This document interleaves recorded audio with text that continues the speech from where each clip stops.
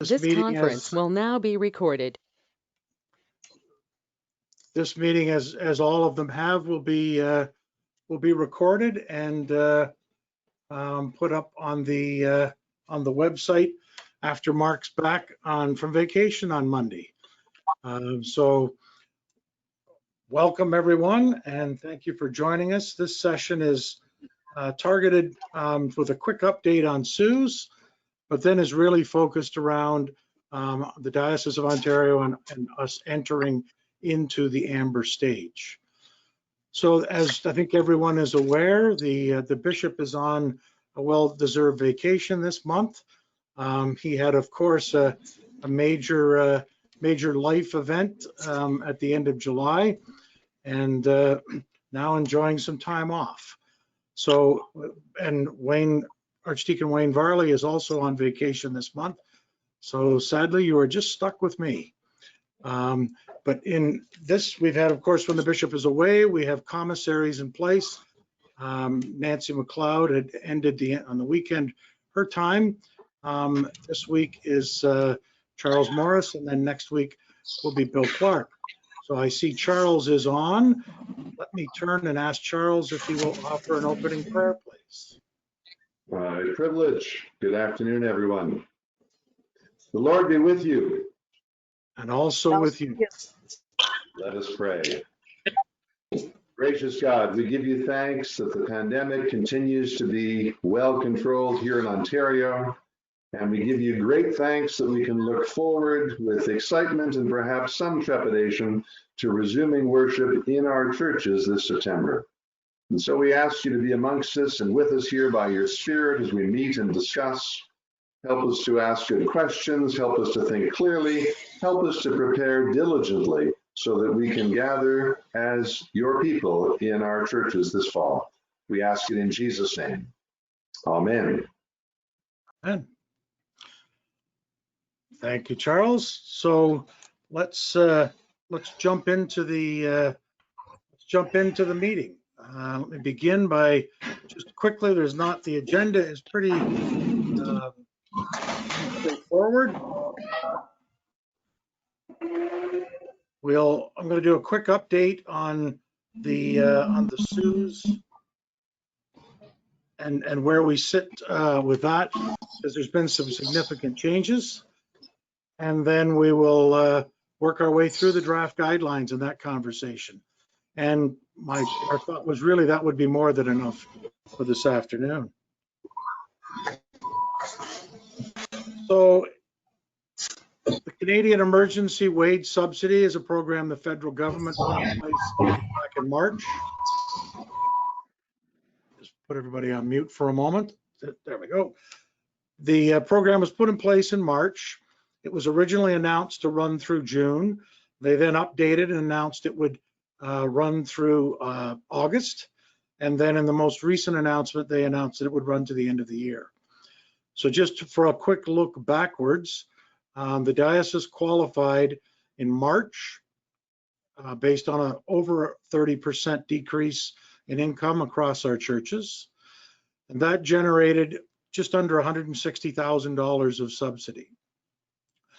That also automatically qualified us for period 2, which was April.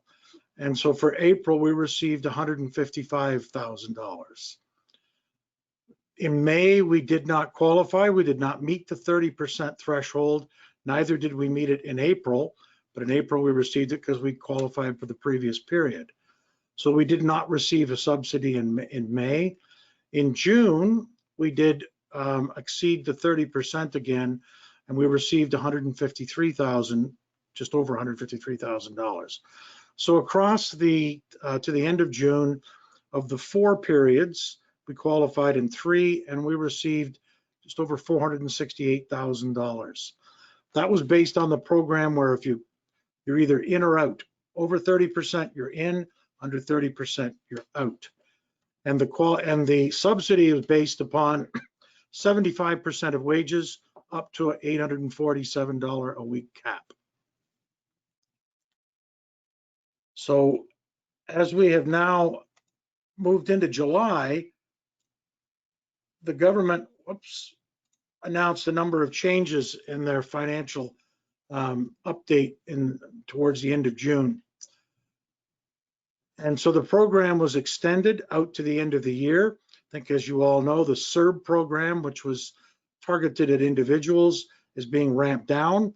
And the focus is on enhancing and incentivizing employers to keep people employed and to create jobs. So the CEWS program has been extended out. They have removed that 30% threshold. So there's no longer a over 30 you're in, under 30 you're out.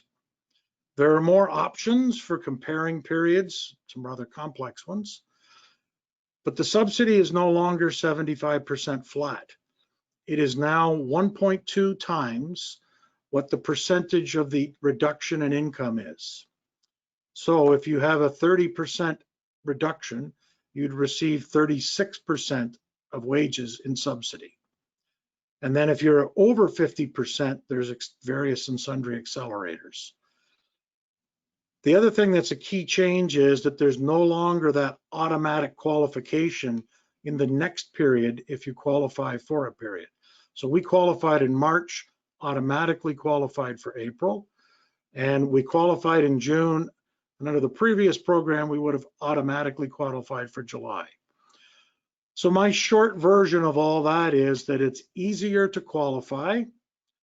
The subsidy is lower, but there's a lot higher complexity in working it all through. So what does that all mean? Under the previous program, we had anticipated we would qualify for a 75% subsidy in July, which would have been based on June's numbers and would have been around $150,000. With the changes, we can only qualify it so that 75% level if we exceeded 30% in July. There's a grandfather clause. Based on the data we collected from churches, and we got our last one in this morning, the reduction across the diocese was just over $66,000, and it represents just a hair over 16% decrease over July of the previous year. So based on that, we do not qualify for the grandfather clause. So that's the bad news. The good news is that we still qualify for support in July, but now it is 1.2 times 16.09, which basically is a 19.3% subsidy. So the long and the short of that is that the subsidy, which had previously been around 150-ish, in July we expect a little bit more work to do because data's come in late, but we expect to be around $52,000 rather than $150,000. That will, as in the past, be distributed based upon the subsidy generated within each church, and that will be, as previous months, that'll go on your next payroll invoices as a credit, which will be the August invoices. The last point I'll make there is that over the program, as the year goes, once we hit September, the level, that 1.2 level, starts to decline. So that what they're trying to do, of course, is presumably ease off of the program. So going forward, each month is now a standalone. There's no longer any, qualifying for this qualifies you for the next. It's critical that we have to do the analysis for each quarter. And it also is important because before, once you're over that 30%, it doesn't matter. If you're under it, it didn't matter. But now the level of subsidy is directly tied to the level of income reduction. So it means that timely reporting by all churches is key, and that we get everybody in, because anything that's missing will affect the amount of subsidy, and we'll have to put that straight through. The other thing that some of you may have heard is that revenue, or the CRA did have a security exposure. They did shut off web access for the My Account side. and they also shut off parts of the business account side. So the portal now, at least today, appears to be back up, but there has been a couple of bumps there with the CRA's challenges earlier in the week with having been hacked. So the August data, obviously we can't collect until early September, but we will send out the forms for August data the first week of September and look to get them back in the second week of September, which will then allow us to put those on the September invoices, which go out in early October. We'll continue to follow that pattern through each month. So that's the update on the CEWS side. So now we'll move into the whole discussion around where we move in terms of the amber stage and how this diocese will move forward. So I think in some ways it seems like forever ago, and in other ways it seems like it was just yesterday. But back on June the 17th, the House of Bishops for the Ecclesiastical Province of Ontario issued that Loving Our Neighbors document, and that document outlined 3 stages: the red stage, the amber stage, and the green stage. And the focus being across that being the well-being and safety of all those, not only who are members of our churches, those who might attend our churches, but also the communities that we serve as being the uppermost priority.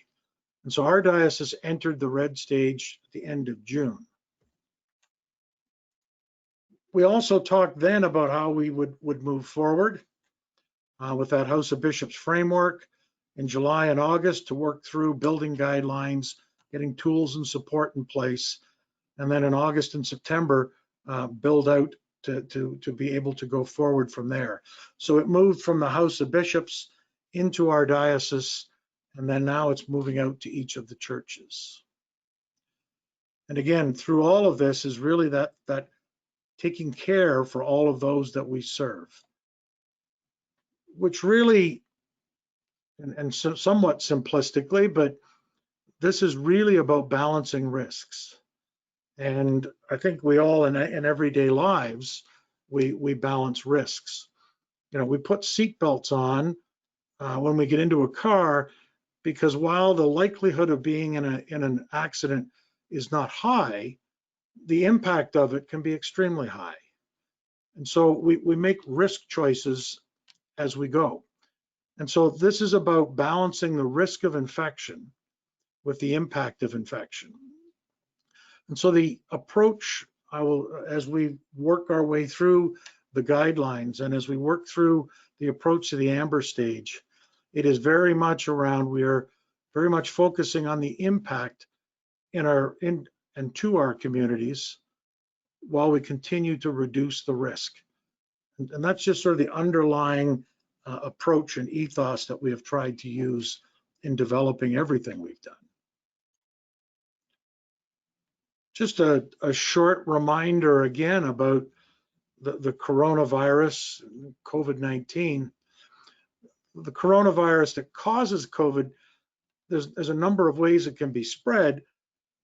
The highest potential, of course, being through droplets in the air that are transmitted between people. So when someone coughs or sneezes, or even just breathing across, that can then directly infect someone else, as well as, of course, coming in contact with a contaminated surface. The surface that has the virus on it, and then while it isn't transmitted through the skin, touching your eyes, your nose, putting it somewhere that then gets it into your system becomes a point of transmission. And the higher risk situations require sufficient protocols in place to reduce that risk. So the first area of focus is around that person-to-person transmission. And what's clear there, and there is no question about, the closer you come to other people, the more time you spend with other people, and the number of people you come into contact with really bring up that risk. And physical distancing is a key measure in helping to mitigate that risk. And then on the surface transmission side, coming into contact with people touching surfaces, and then someone touches it, that again, in that case, effective cleaning and hygiene practices help mitigate that risk. Several sessions ago, we talked about the Japanese model, the 3 C's. And I'm just putting it back up because, again, it helps kind of focus thinking around how we're trying to approach. The 3 C's: closed spaces, particularly ones that have poor ventilation; crowded spaces that have many people in them; and then close contact settings where people are in close proximity and having conversations and interactions. And of course, the highest risk is where those 3 circles cross. The intersection point of those is, of course, the highest risk.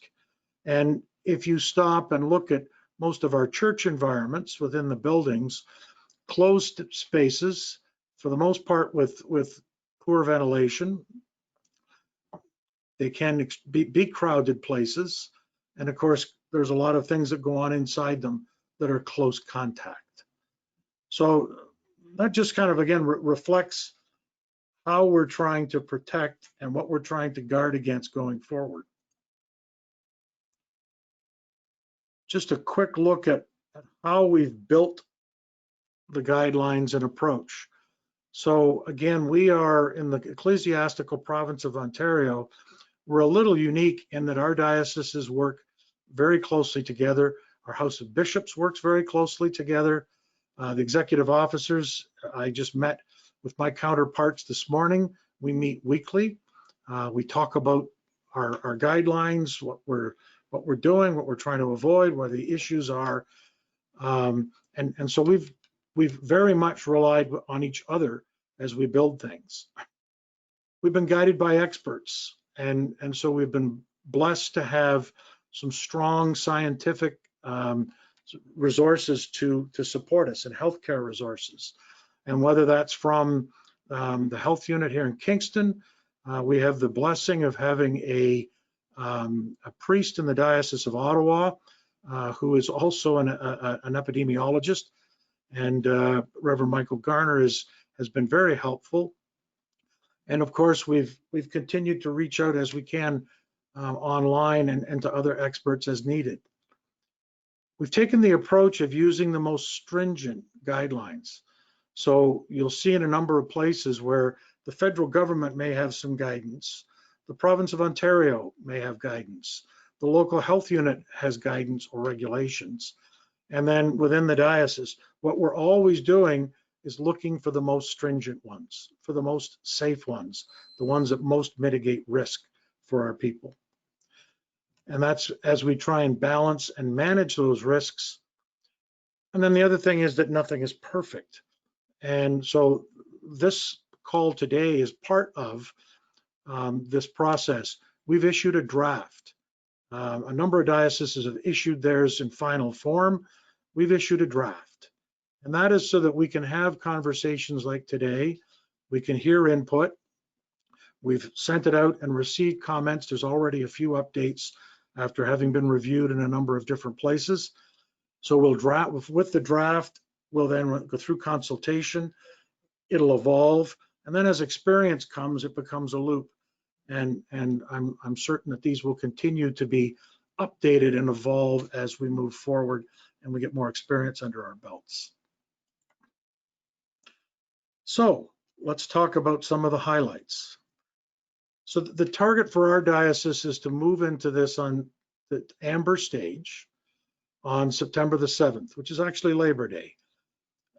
That would allow for the following Sunday, the 13th, to be the first Sunday where there would be services of worship in churches. Churches that have gone through it and got their plan approved would, of course, be free to have a midweek service, as many of you do.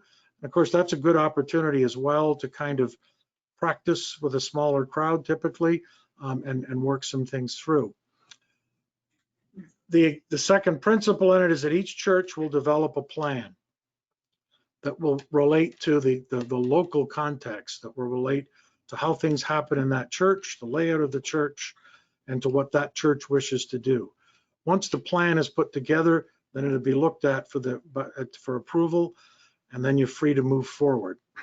And again, for clarity, there is nothing mandatory that churches have to move forward. A number of churches have expressed discomfort in moving into the amber phase, and they are more than free and supported in staying in the red stage at this time. There's a number of elements that the plans will reflect. Obviously, there's a fair bit of it around the facility, working out what the capacity is, working out the seating, working out flow, because again, maintaining physical distancing becomes is very essential in this, and at times becomes difficult. Cleaning and disinfecting, and we'll talk some more about that as well, but how the building is sanitized. Physical distancing and how that's maintained. And then finally, the requirement for contact tracing. And that is there in the event that there is someone who is then traced to have had been exposed to COVID or having tested positive for COVID. And then the health unit uses that to both reach out to people to say you need to be tested in case, so you have treatment, or so that they can understand and manage the risk of how it's been carried from there. What we are really trying to avoid is becoming a cluster. And these cluster infections, and I think probably everybody's aware of Binns Nails here in Kingston, but that is one where there was over 600 people tested as a result of one location and one set of infections that went from there. Some other key things, the Eucharist can be celebrated in one kind. I will talk a little bit more about that. There is no congregational singing, and nor is there choir singing. That the amber phase guidelines permit, as per the health unit, a soloist or a cantor, and that also applies to wind instruments. So pipe organs are not considered a wind instrument, and of course guitars, strings, banjos, drums, take your pick, but there is no restriction there. Again, following the directions from the health unit, children stay with their parents. So there's no physical Sunday school, but there is, of course, always some already have and can continue. Others can step into a space with online Sunday school. The one place that there is a little bit of slack cut in the guidelines is where, for parents that have young children in church, in terms of being able to bring a few snacks for that child only, that would help with keeping the child basically happy through the service. In-person pastoral visits can resume, again within the guidelines. And of course, underlying all of this is maintaining virtual worship. And that's important for a number of reasons. There are those that will choose on their own behalf not to attend the services in person. And that is a valid decision for anyone to take based on their own personal situation and comfort levels.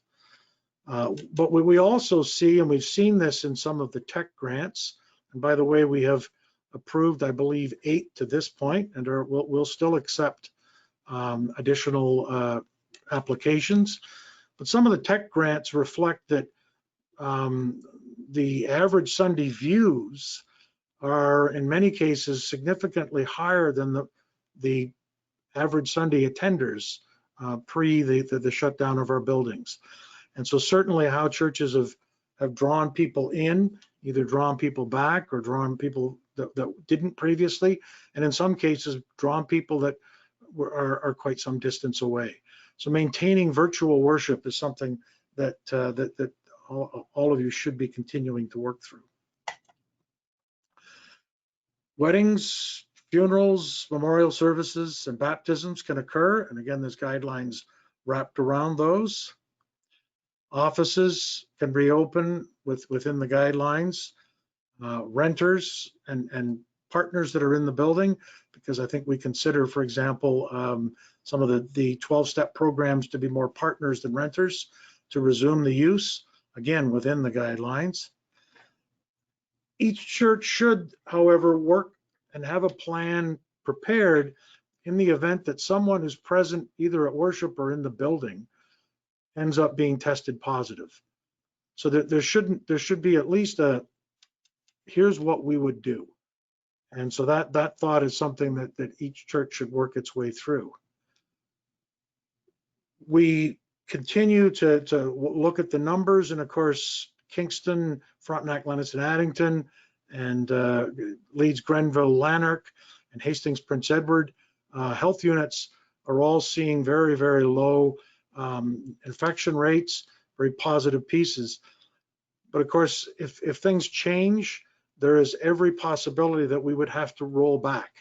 So again, in your planning, to be prepared in the event that we need to roll back from some of the things that we're doing. And then the last one is really setting expectations for folks, communicating how things will work, and getting people so they're on the page of what they should expect. Then there's two reasons for that. One is so that people can safely come back in and join worship and come back into the buildings. And the second is to avoid disappointment because things are going to be different. So we'll talk a little bit later about communications. Did consider that we could go through at this point a page by page, line by line reading of the guidelines.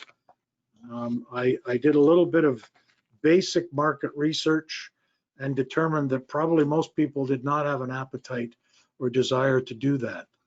The guideline document is on the diocesan webpage. If you follow the scroll at the top of the home page, it will take you to there. Or if you go to the hub, and on the left-hand side, it has the link to the guidelines there. That document, draft version 0.7, and it will of course change after we take input from this session and from some of the other reviews we're doing, and expect that next week that will go to version 1.0. Also expect that there are things that we will update as we go forward. But that's where that document is. There's also a number of things I'm going to reference here that are either there now or will be on Monday that will be aids and tools for you to assist with this. But of course, it is a change, and it drives a number of things that will be done differently. One of them, and we sort of look forward with a little bit of humor, as you start to look at how you plan out your buildings. And so a little bit of a lighthearted approach, saying, the best I can do for Christmas Eve is 3 together in the 9th row. But it's a good example of, as we go through the reality in our buildings of the capacity issues, that this becomes rather important. Most people, for a normal service, aren't concerned about not having a seat or not being able to enter. And at Christmas and Easter and other occasions in our churches, we've all been there when chairs have been stacked out, and there's people seated in the chancel, and there's people seated in the balcony, and people seated in the basement listening in. But as we move forward with capacity planning, it's going to limit that. And again, the guidelines lay this out, but there are 3 factors in your capacity. The one is the absolute cap of 50.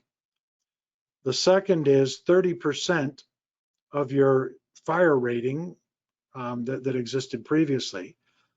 And the third one, which in many cases will be the determining one, is how many people you can get with those 6-foot circles around you in order to be able to have social distancing.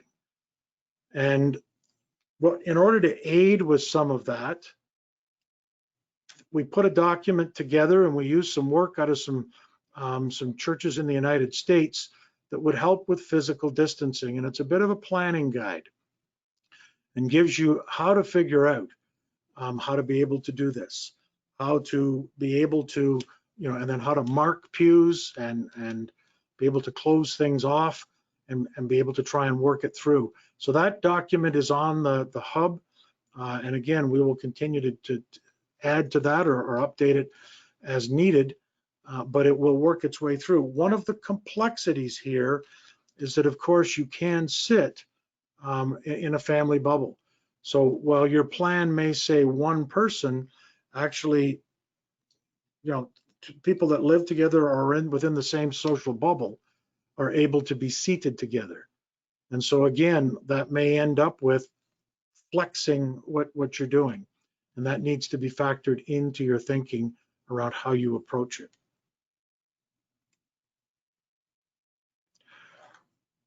One of the things that sometimes gets overlooked, and again, the signage to help support this, but a key is asking people to self-screen.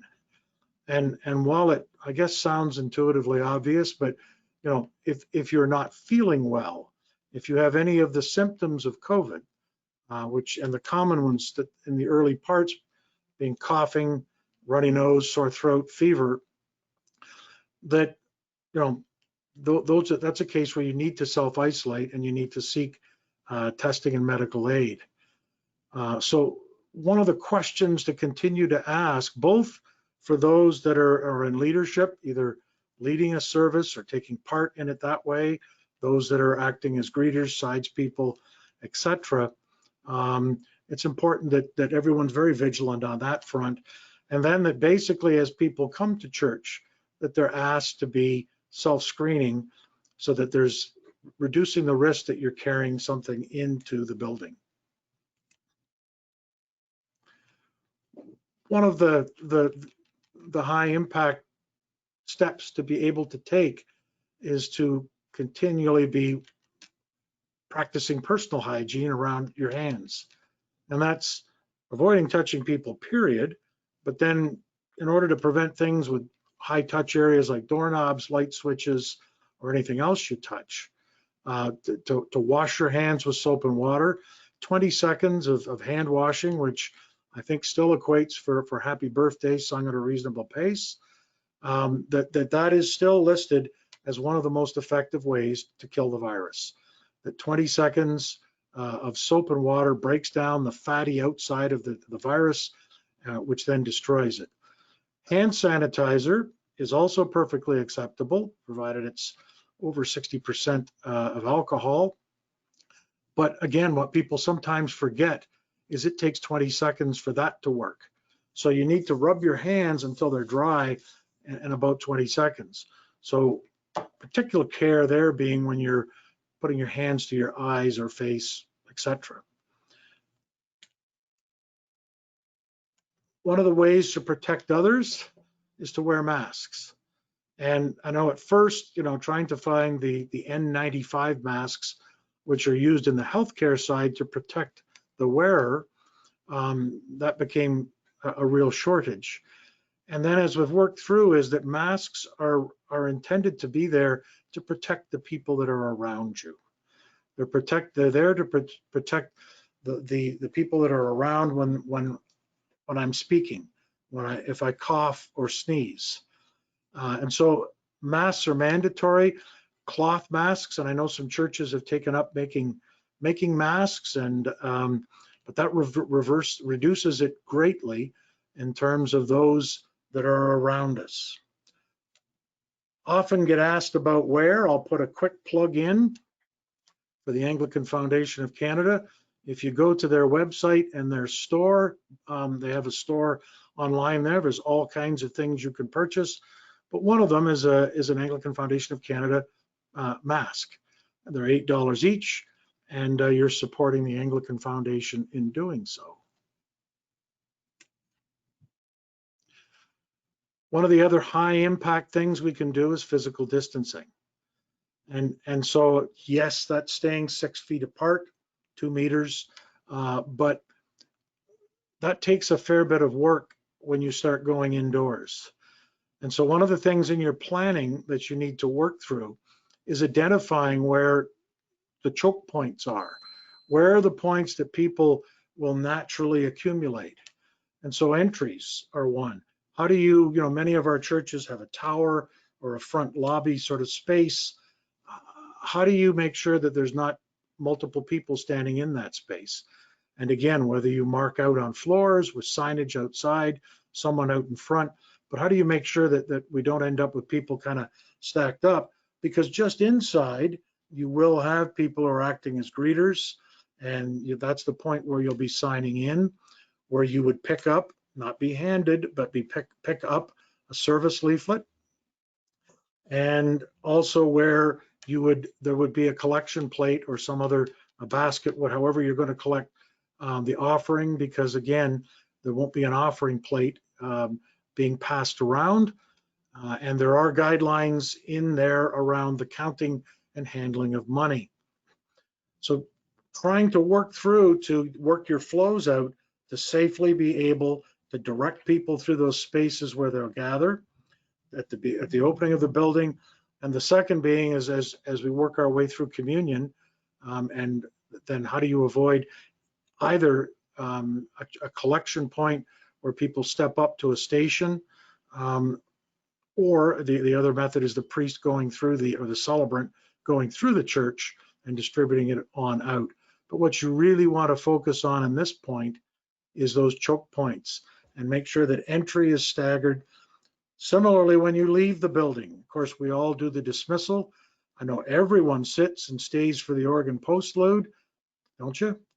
But at some point, people get up and leave. Well, that often creates a social opportunity, which is talking to people on the way out, which we need to protect against now. So one of the ways that is recommended is to actually now, not only is the priest or the deacon dismissing the congregation, but then you kind of get dismissed in reverse order, so that people can leave and maintain social distancing and not everybody getting up all at once.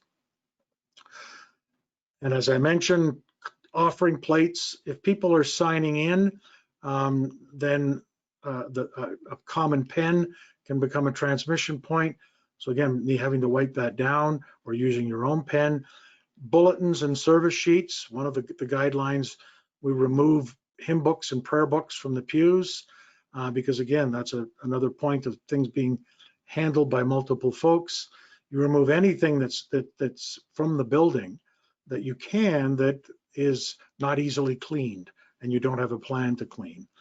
And then finally, microphones, whether that's a handheld mic, which typically stays on, or sorry, a wireless lapel type mic, but at lecterns and things like that, to be sure not to touch microphones, or if so, then you have to wipe them down afterwards.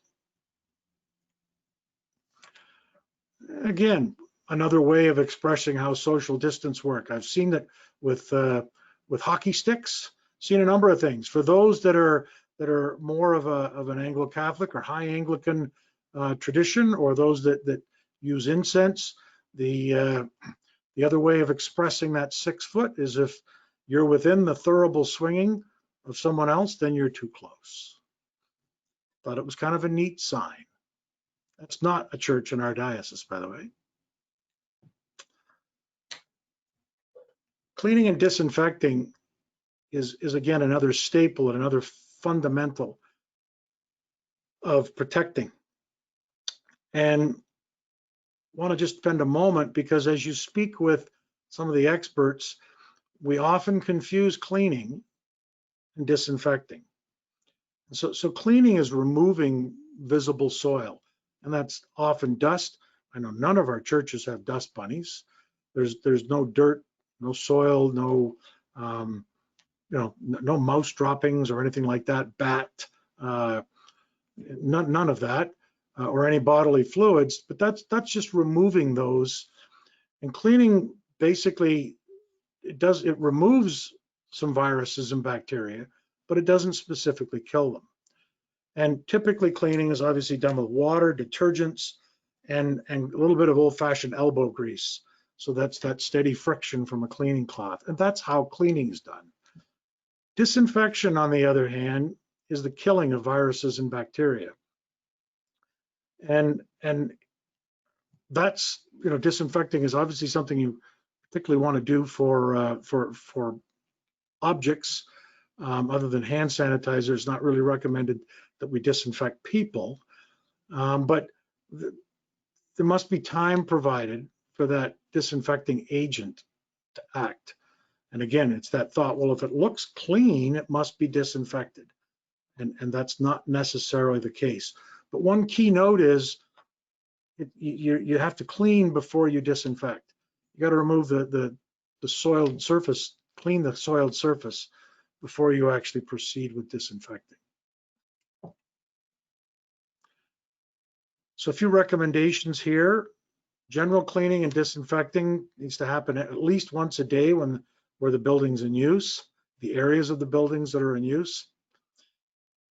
Clean and disinfect those high touch areas at least twice a day, or when they get visibly dirty. And high touch areas are things like doorknobs, light switches, cupboard handles, grab bars, handrails, tables, phones, bathrooms, keyboards.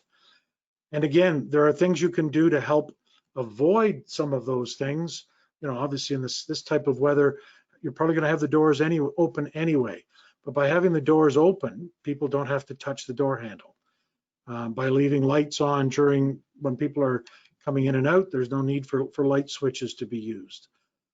So there's a number of ways that looks at. Again, a recommendation for looking at bathrooms and the benefit of having touchless bathroom fixtures is that no, you're not touching a handle, because when you touch the handle, that's before you have washed your hands. And so again, touchless, it may be an opportunity for churches to consider upgrading their bathroom taps, kitchen taps, etc. Removing items that cannot easily be cleaned and disinfected, right? And in our case, books, things that sit in the pews, including cushions, are not easily cleaned. They should be removed. Again, for cleaning, water and detergent. For disinfection, then you need a disinfecting agent. We'll talk about that in a moment. The other thing that's specific to us is that, of course, our buildings are full of wood and brass in a lot of cases. They're not full of linoleum surfaces or vinyl surfaces or composite. They typically are old wood and brass.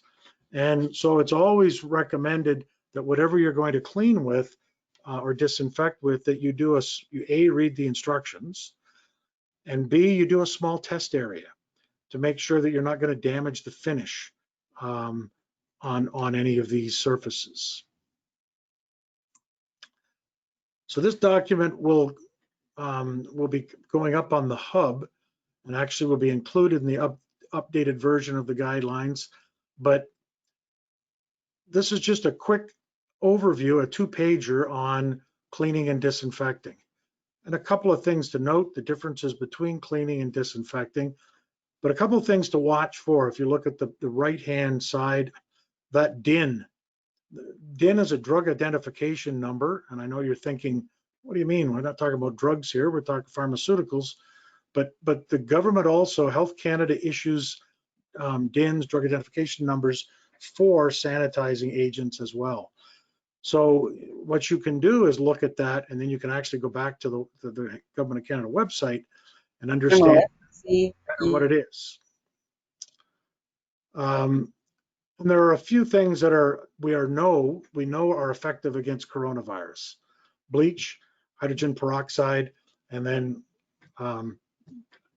alkyl dimethyl ammonium chlorides. Easier said, easier cleaned than you want to look for those things. So there's a few pieces on there that will help kind of give you a bit of guidance in terms of things to look for.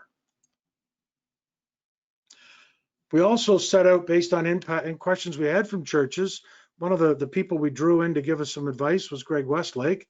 Greg's the warden, one of the wardens at St. Luke's here in Kingston. Greg's also in the cleaning and building maintenance business. In fact, does our diocesan office. And so Greg went back to one of the suppliers here in Kingston and got some prices on hand sanitizer.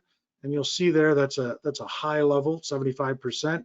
And it also has vitamin E, just because as most of us know, the more you use this stuff, the harder it is on your hands. The refill for that, and then a good cleaner disinfectant, both in a ready-to-use bottle, which I'll give you a picture of in a moment, and also a concentrate refill for that. And the supplier here in Kingston is willing to, obviously, you can pick stuff up here in Kingston, but they're also, like we used to do with the book room, we want to, if people are interested, we'll speak with churches in Belleville and Brockville and see if we could, they'd be willing to ship to 2 points. So they'd be willing to ship stuff to somewhere in Belleville, somewhere in Brockville, where churches in the East and West End could pick up from as well. Or of course, at an additional cost, things can be shipped to the church. So there's just a sort of snapshot of the products we're talking about. Both the hand sanitizer on the right and the middle one with the refill for it, and the ready to use, the RTU in the center, or on the left-hand side, and then there's also a concentrate refill. But regardless of what you use, you know, this is from the labels on here. Here's a few things that are important to look for. It is a cleaner. It is a deodorizer, which is always helpful.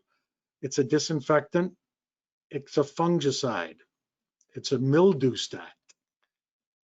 It's a virucide and fights tuberculosis. It's also approved for again on use against COVID-19, and it's been demonstrated effective against the SARS coronavirus. The second thing I'll point to that on the right-hand arrow is it's got a DIN number. And then finally, the other thing that just a personal bit, but on the left-hand side, it's made in Canada. And again, I think always good to support not only local businesses, but also to support products that are made in Canada. That's my commercial for the moment. So a few guidelines around the Eucharist. We mentioned that it'll be celebrated for the congregation in one element only, that being bread. The priest will also consecrate a small amount of wine, which only the celebrant would then consume. And that also means only the celebrant can then handle it. So knowing, for example, how our altar guilds work, that changes how we have to handle, for example, the chalice after the fact, because again, there can be a risk if the priest was infected to someone in the altar guild picking that chalice up after. So there's a number of areas that has to be thought through.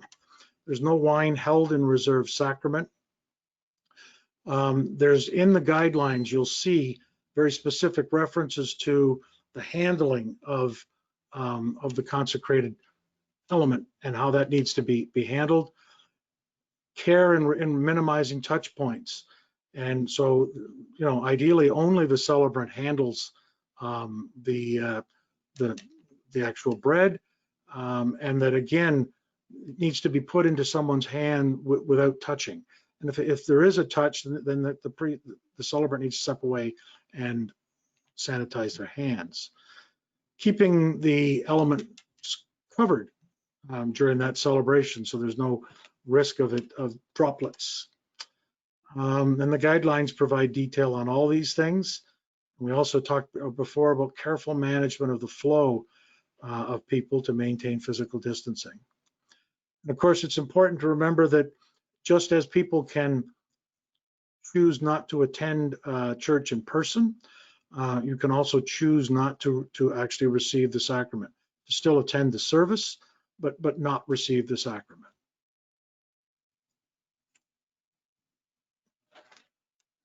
So I want to spend a couple of minutes on communication because, again, when you're in stressful times, and there's a great deal of stress of not being in the church, stress of not having Eucharist, stress of not having the things that we get from our church, and at the same time, the stress of re-entering and the risks of it.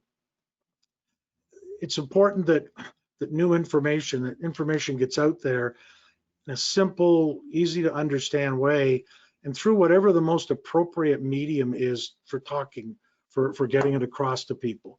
So for some people, that's, that's online, that's Facebook, that's web pages, Instagram, Twitter, email, whatever. For other people, it may be by print, and for other people, it may be by phone call. But you need to maintain that communication. It needs to be tailored, because only you within each church know your community to be able to speak to it. And finally, out of that thought is that being careful, because there's a lot of misinformation. I hate the term fake news, but there's a lot of things that float around out there. And so again, it's important that we maintain things from reputable sources that have got reference, that have got scientific data, and that have public health behind it. It's important as we work through this that we're empathetic and compassionate. And as I mentioned, this is going to bring up some anxiety for some folks. It's important then to make sure we're all in this together. And that's a part of making sure that parishioners understand why we make decisions that have been made, whether they're made at the House of Bishops, within the diocese, or within your church, and why the practices and guidelines we're following are there. Because that's going to cause some stress and for some people, some issues. And then we need to work to dispel the myths and the misinformation. And that's best done with facts, with clear, accurate, evidence-based information. So here's some thoughts in terms of before you hit your first Sunday, and whether that's the 13th of September or whether it's later on. It's around making sure that communication gets out there. And that communication should cover things like, what's it going to be? What's the expectation for you to self-screen? Because we mentioned that's an important piece. Not coming in if you're not feeling well. Around the building, and how you're going to be able, how to get into the building, and all of those types of things. The risk factor, if you've been exposed to someone, or if you've been traveled outside of Canada in the last 14 days. Again, reassuring folks that they're not obliged to attend in-person service, that they are still welcome, they're still part of the community, God still loves them, we still love them, and you can attend online, particularly those that are in a high-risk group who have a risk for high severe outcomes. And then information so that they know that it's going to be different when they get there, that the size of the congregation, the seating plan, that they know it's going to be different and what they need to be watching for and be aware of. And so when you arrive, you want to be able to know what things should I expect? Should I expect to sign in? That I should expect to be seated physically different? That we're not going to pass the peace? That we're not going to have those social opportunities in the building? That those whole sets of pieces that sit around it, those important things, particularly where folks are used to things certain ways, because we're dealing with people, all of me included, who have muscle memory. That when you walk up the aisle in the church on a Sunday morning and you say good morning and you stop to chat, when and people need to work that through, how the peace and going up for communion, standing up and wanting to sing are all key things. So all of those things for people to understand and expect what they're going to see. Masks inside of the buildings are required, and that again is a function of the local health unit and best practice. So questions came like, can we wear the mask in, and then once we're seated, take it off? And the answer to that is no, that the masks need to remain on. And then the other one, I think on this front, is that nothing will go perfectly. And so it's important for church leadership to meet and talk about, debrief how things have gone, adapt messages, adapt flows, update the congregation as things go, because it's through that evolution that things work better and that we address risks that we may not have been aware of. So a couple of things to help on that communication side. As I mentioned earlier, we've got signs and things which are available on the hub. We're working with a number of other dioceses, and the Diocese of Toronto is handling the production of a video that is what to expect when you return. And so that will be customized. We're looking to try and get that worked next week, to be able to take a standard middle piece and then customize the introduction and closing of it for our diocese. The other thing we'll have available is a template, and whether you call it a brochure or a flyer or just a piece of print that you can use as a template to give people ahead of time in terms of setting expectations for what they could expect when they come to church. So a few things that, as I start to wrap this section of it, a few questions for church leadership to consider. And some of these are hard because these anticipate where issues and challenges will be. So how do you respond when the 51st person comes and that sets you over? Or if your capacity is 15 because of social distancing in a smaller building, how do you deal with people? Do you need to consider, some churches will consider more services. Other churches, I know there's churches that have in the States that have implemented ticketing systems, for lack of a better term, where you would actually be able to go online and book your attendance where there's severe constraints. Again, those are dodgy things for some people, but all things that each church needs to think about. If your average Sunday attendance is 75 people and you can only have 50, you're going to need to work through how does that happen and how do you avoid people being turned away, because that's, you know, lack of hospitality is not our way. How do you plan and manage constriction points? And we talked about that. How do you enforce masks? And again, doing so when someone says, no, I won't. How do you handle the washroom? Some churches have basically said bathrooms become emergency only in other dioceses, but you also then need to go, how do you handle sanitizing the bathroom between use? And I'm aware in one diocese there are what's basically a bathroom monitor that each time someone uses the bathroom, someone goes in and wipes it down. So there's things like that you kind of need to work your way through. Contact tracing, which is required by the health unit. One of the things that we've updated already is that the logging template we put in the guidelines, we're simplifying based upon guidance from the health unit. All that's required is first name, last name, and phone number. So, you know, email, etc., is not required. And again, it's perfectly acceptable for you to take parish lists for those that have good congregational rules and just tick them off. How do you handle symptom checking? And again, there's signs and screening things that are in the package, but how do you handle that? Cleaning procedures, how do you handle signage and seating and space? And again, there's a document to help you with some of that. And then how does your communication plan look? We talked about the sensitivity of the 51st person. Well, there would be an awkward situation. The 51st person in is the bishop.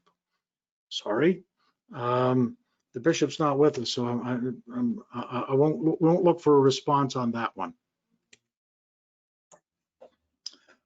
So things that happen next. So we're going to have conversation. I'm going to open up in a few minutes to discussion.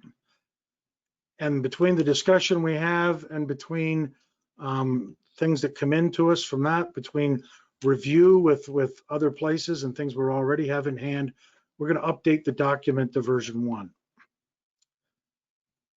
Each church then needs to review the guidelines, discuss them with their leadership team, develop a plan. we recommend appointing a coordinator to be the sort of central point for all of this. You would then complete the questionnaire and submit it. That'll then be reviewed and comments and approval provided. The diocese would then in total enter amber on September 7th. And then as each church's plan is approved after the 7th, they're available to reopen within the guidelines. The church and the diocese will continue to evolve and adapt, and that the guidelines will continue to evolve and adapt. I will point out that, again, that we always need to be recognizing and be aware that we may have to roll back if conditions dictate.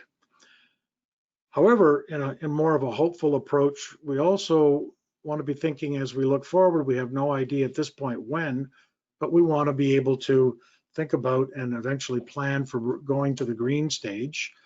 And from that green stage was from the original document from the House of Bishops, where we would move back to a common cup and both types of elements of the communion. Choir and congregational singing can resume, sharing of the peace and other things within the liturgy. Online services would continue, and then coffee hours, etc., can resume, and a lot of the social and fundraising things can then resume in a normal way. The other thought I'd just like to leave as we shift out of this part of it is just there's been a lot of things that the bishop often speaks about how the diocese has been creative, and the amount of faith and hard work and perseverance and creativity that's gone into the response to this point the last 6 months, or almost 6 months. And that's been about exploring new ways to be the church, that the building of our church is closed, but our churches aren't.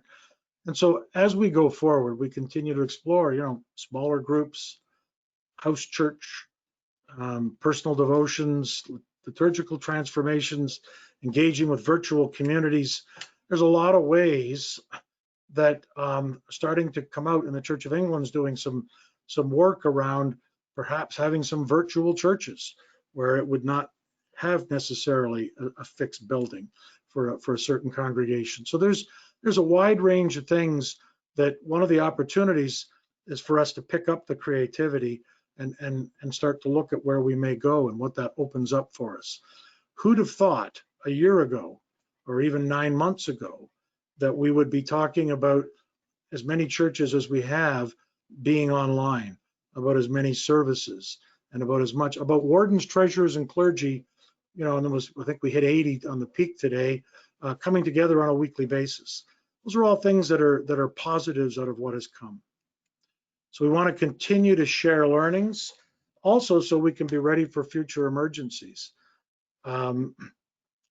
Having a contingency plan for pandemic, and we will of course update that as we've gone, so that in the future we have, again, structures and frames to work from that we maintain within churches. Now I think it's been clear that communication lists are really important. It's important to consider, what this is going to do with our limitations of our facilities and what that means, and how investing in our platforms for live streaming and worship online is so important. And that's, again, why we put a grant program around it. So what I would like to do is open up and ask a few questions of you. And this is actually, and then we'll shift to general and open questions. But what I'd like to do is sort of go question by question and open up and get feedback in a couple of areas that we're looking at to try and get some guidance, some consultation from those of you that represent the leaders of our churches. And we'll keep track of this. You can either answer these questions by verbal response. If you could come off mute just to speak and then go back on mute, keep the background noise down. Or you can also put notes and input into the chat line. And Laura Conway is again acting as moderator, and we'll feed any of that back. So the first two questions I'll kind of couple together are around, is there any interest out there in doing kind of what I described around a central program to be able to access a disinfectant, cleaner, and a hand wash at a discounted price? The second question would be, would there be interested in putting a starter kit together? And I guess the corollary to that would be, if the diocese chose, would there be value in saying we'd support churches by providing a starter kit? So let me just ask us to stick within those two questions and see what we think. Alex, it's Robin here. It's tied into that.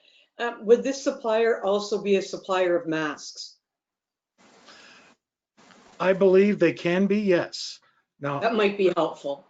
okay, I can certainly check that. We did discuss that, and if not, there are ways to affect that as well. I know for the diocesan office, I went on Amazon. Yeah, I think a lot of us have done that as well, but if it's possible, then we could get it all. And so for St. Paul's, we'd be very interested in your first two bullets. Yeah, this is Andy Chisholm from St. James, Kingston. Yeah, we'd be interested in both. We've gotten our masks at Costco at a very good price, so that's another option for people that have Costco memberships. Great. And again, Costco's central, certainly for us in Kingston. And again, part of what we're trying to do is see if we can affect something that'll work for churches that are a little more a little more geographically spread. God love Costco. I think, Alex, from Anglican Churches of Quinte West, I think we'd be certainly interested in trying a starter kit and just seeing how that goes. And also in terms of the masks, I know in terms of individual face masks, I think we're pretty well covered. But I'd be interested in a source for face shields. There seems to be if there was a way we could maybe buy them in a larger number, it might be a cost-effective way to do that. Okay, we can look into that. I have seen I thought at first it was just a funny meme, but there is someone who has fitted plastic shields onto a bishop's mitre. Yes, Todd Townsend, I think, did that. So they are out there. Alec, just could I ask a question? Just on this side, I noticed in the guidelines that as we look at all these different things and to give you input, we need to have our plans in 10 days ahead. And that would mean we'd have to have them in a week from today. And again, for opening on the 13th, you would need to have them in early in September. Oh, I was thinking the 7th. Okay, so 7th is the Monday, right? Yeah. And what we'll of course try and do is, as best we can, be flexible in reviewing plans. But 10 days. The 6th is not on. It's not in the amber zone at that time. Okay, thanks, Alec. Okay. Alex, George, and Barbara Vale from St. John's, we'd be very interested in those first two questions you were talking about.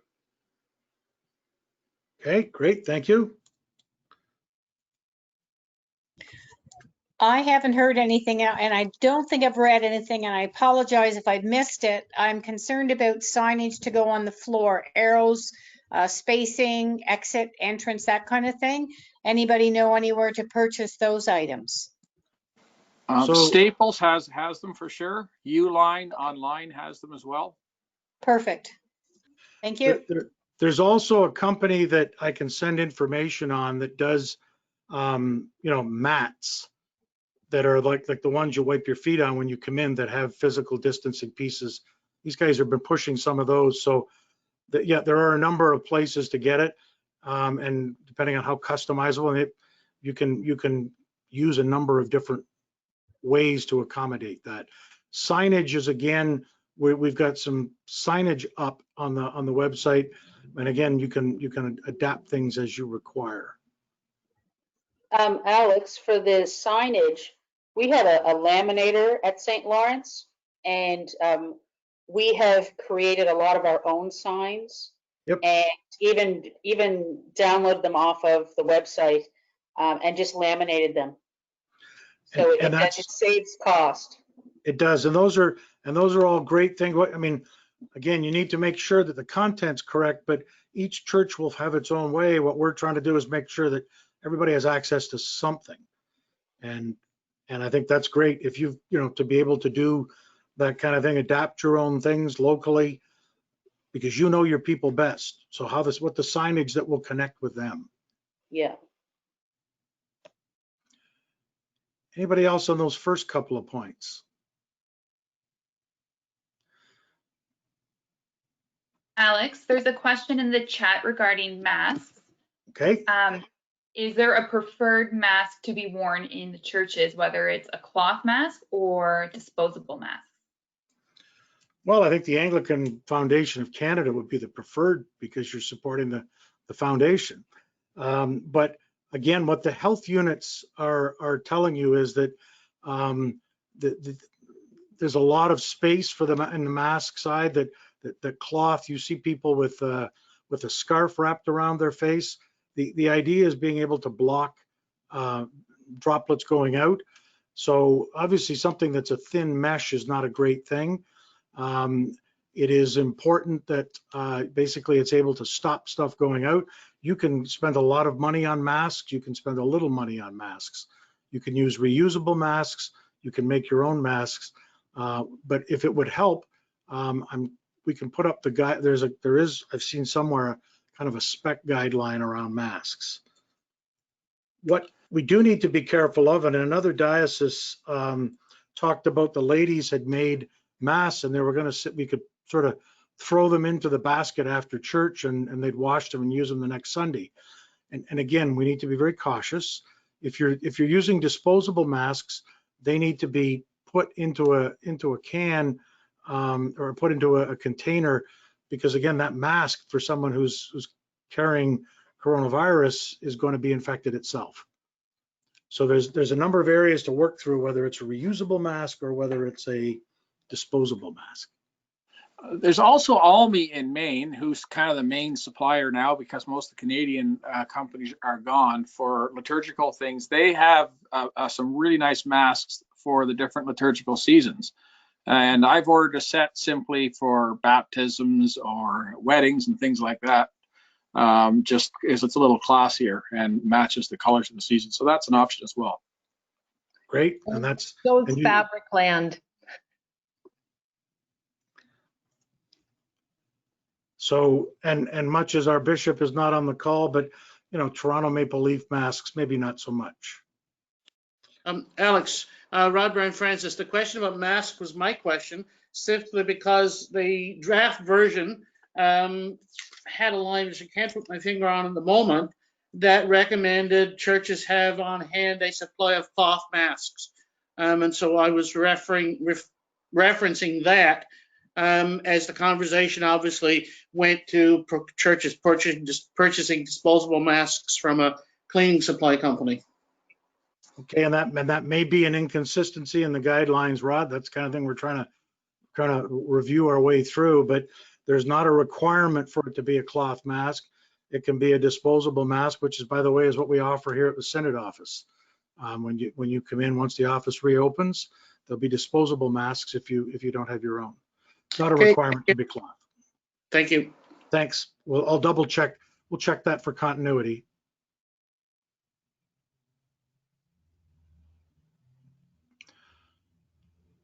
So Alex, oh, sorry, go ahead.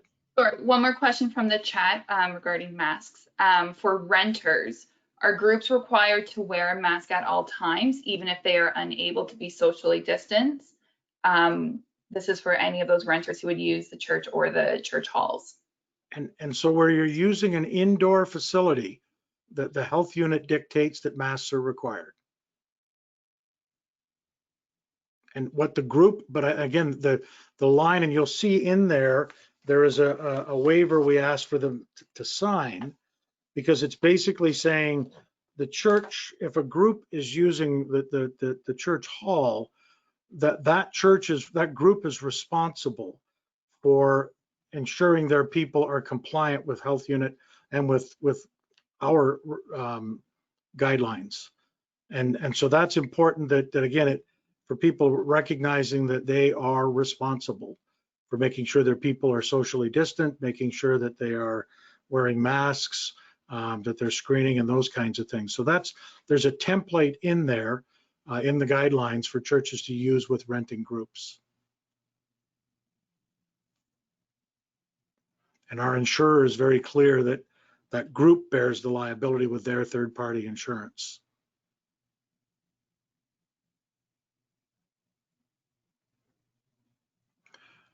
So branching into the building space, we've talked a little bit about some spacing, mass distancing, some of those types of areas. That next grouping around some of the key areas in the guidelines: building, personal safety, liturgical, formation, pastoral, ministry to others. So Andy Chisholm, regarding communion, I saw through Sue Beer what some churches in Manitoba were doing, and they were putting each one of the wafers in a little, a small cup, kind of like the cup you would maybe get in a restaurant with some coleslaw or a condiment in it, something like that, a paper cup. And they had them all laid out, and so that people could individually take the cup and communicate themselves, and then put the cup into a bin that could be then composted. And that means there's absolutely nobody touching it other than the person that's receiving it. So I thought that was kind of an interesting way to distribute the bread for communion.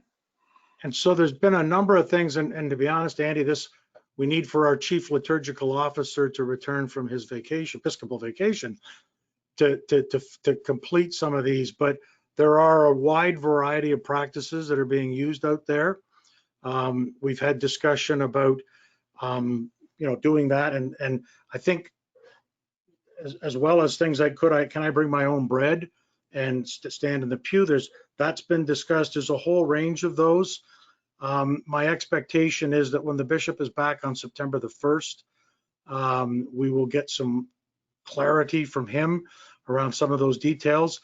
But I think that if the presumption is that you're still consecrating the body in one, that I think you're within where the guidelines even sit today. So doing that versus and then people coming up and picking them up, or the celebrant then taking them through the church.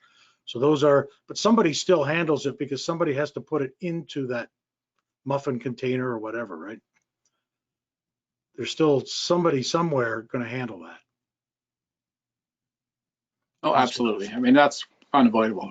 And that's, again, this is about risk balancing, because as you say, that is absolutely some point you have, and again, what our guidelines reflect is best practice to avoid the contamination.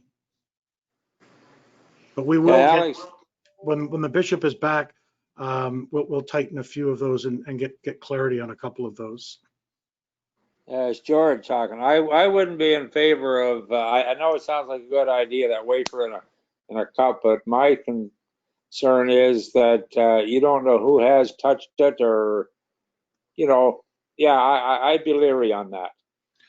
And again, I think that's what we need to set is with the bishop is where the broad guidelines are, and then each church is going to need to work its way through what the congregation and the incumbent are comfortable with.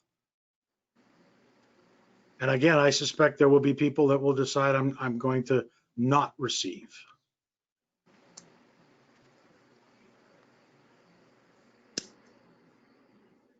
Any other questions or comments, feedback in that area? So let me ask the next one then. Oh, sorry, Alex, just took me a second to unmute. Trish Miller here.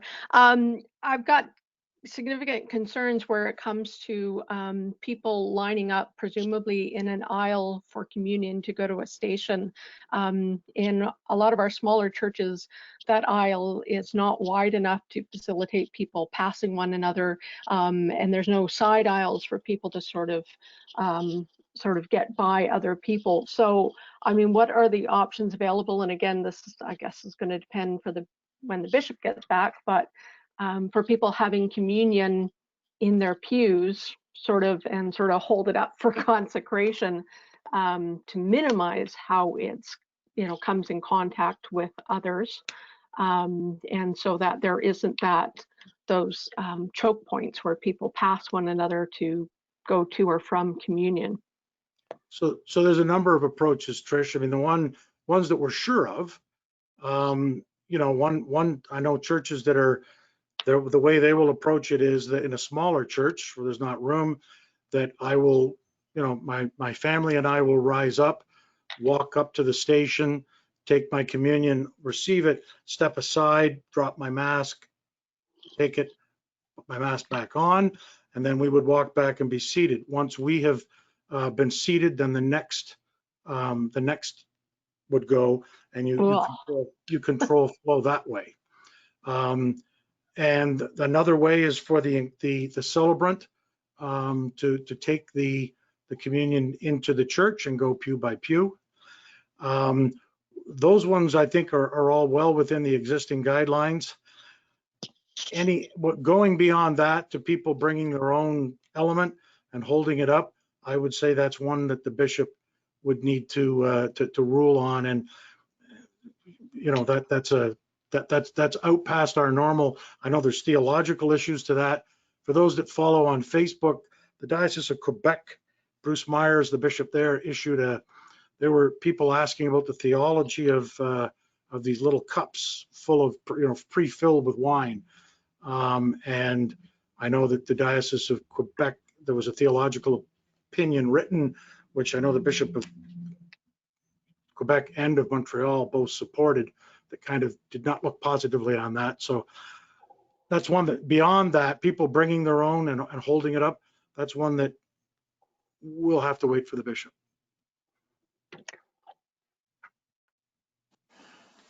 Got a question about the restrictions to online only for children and youth, and specifically related to youth. Girl Guides of Canada, who's probably one of the more rule-based organizations out there, they're allowing outdoor events during this time.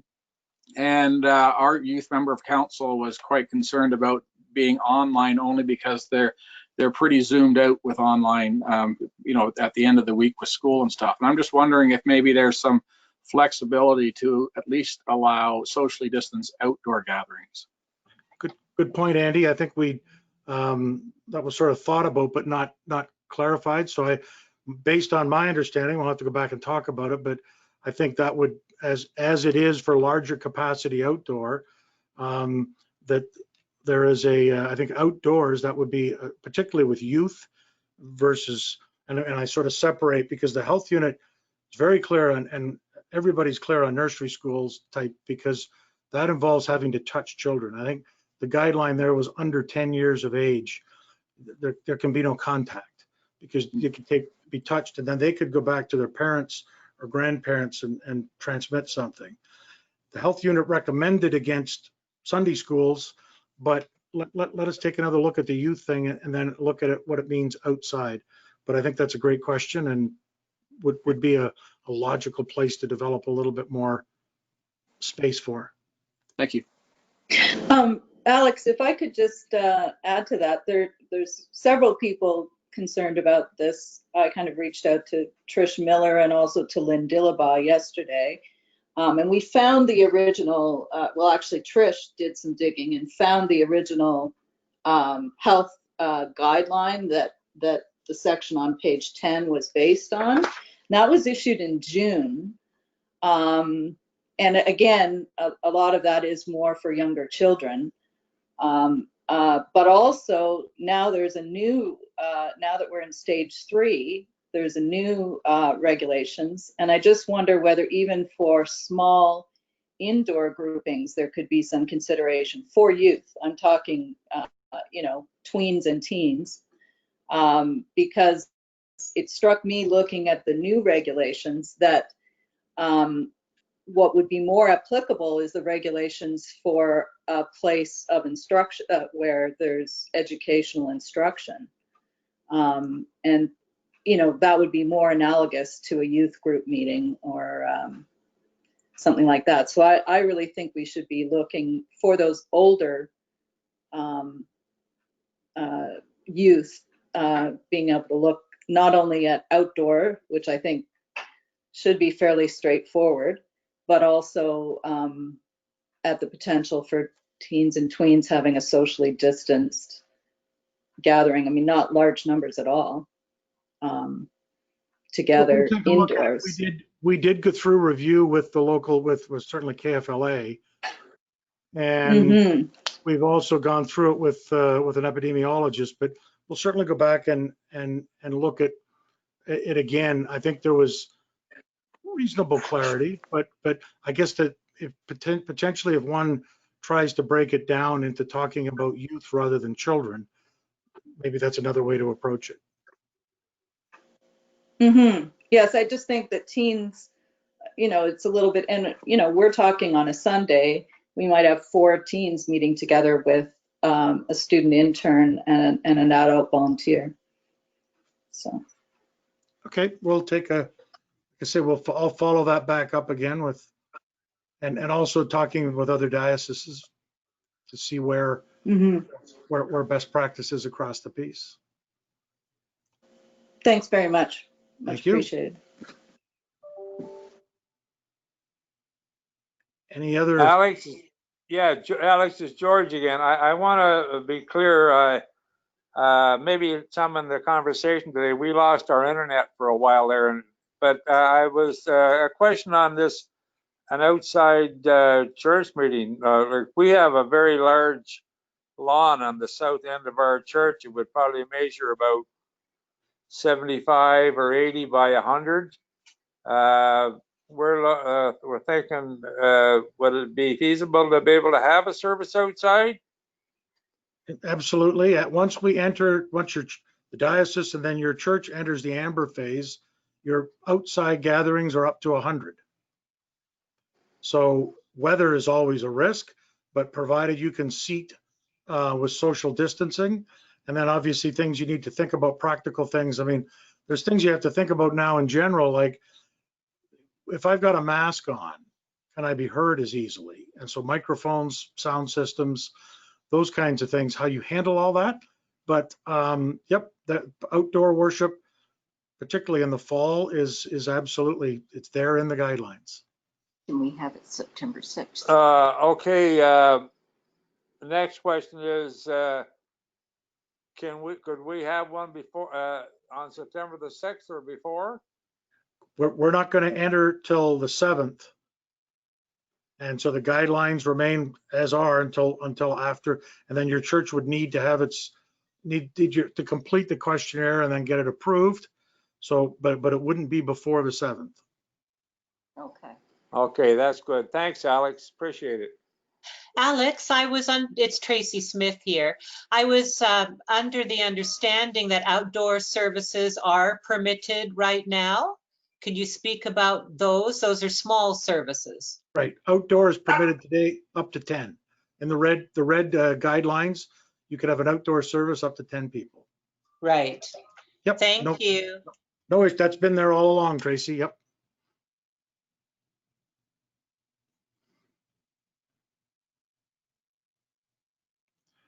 So let me, as we start to wind towards the end, let me ask the other question. What isn't addressed, and what hopes and fears, uncertainty do you have?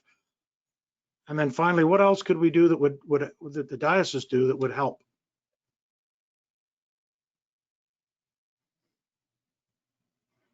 Any other thoughts, input?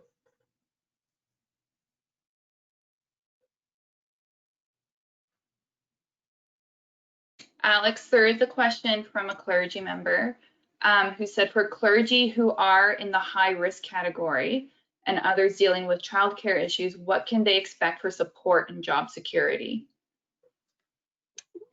Well, of course, at all times, we want to be able to work our way through the right thing for both clergy, for staff, and for parishioners.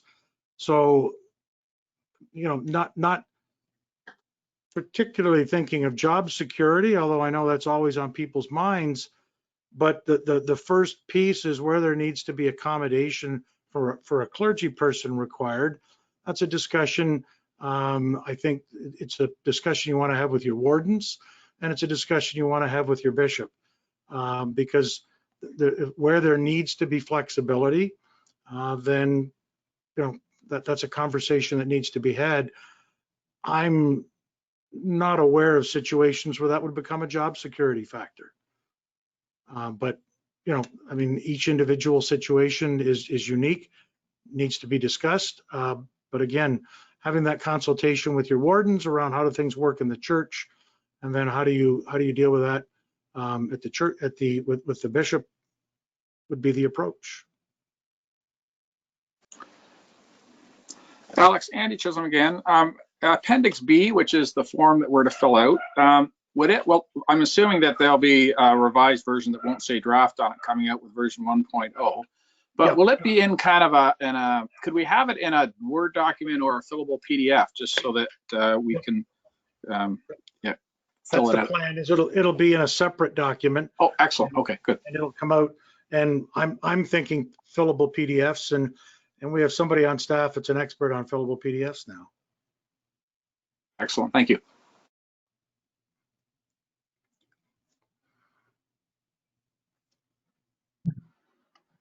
Alex, it's Donna Robinson. My hope would be that in the next version that comes out, there will be more options and alternatives for the Eucharist. Our churches have such a wide variety of shaping and spacing and size that I think there needs to be more consideration of Eucharistic alternatives. Understand?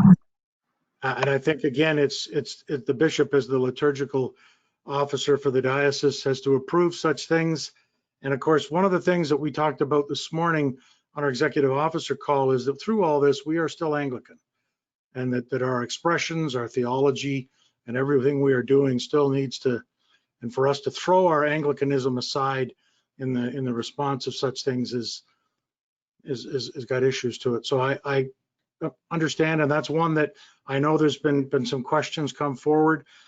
If needed, then I'd say we'll set up a clergy call with the bishop after he returns the 1st of September, and we'll work those things through. Can't promise that whether it's a yes or a no or whatever, but can promise there will be an answer. Right, and then there's the issue of, for people who are considering going back on the 13th, the time frame for getting the application in will be very short, and won't it? Because the bishop won't be back until the 1st. And so again, we will be cycling those things. So you can have your application, you don't have to wait till the 1st to put it in, right? If the liturgical matter is one, you can prepare everything else and then just be ready to go with that. But we will look to be as flexible as we can and responsive as we can with timing. We do not want to hold churches up because the diocese. Now, don't come in on at 11 p.m. on the 12th expecting approval, but we will look to be as flexible and responsive as we can. Thank you.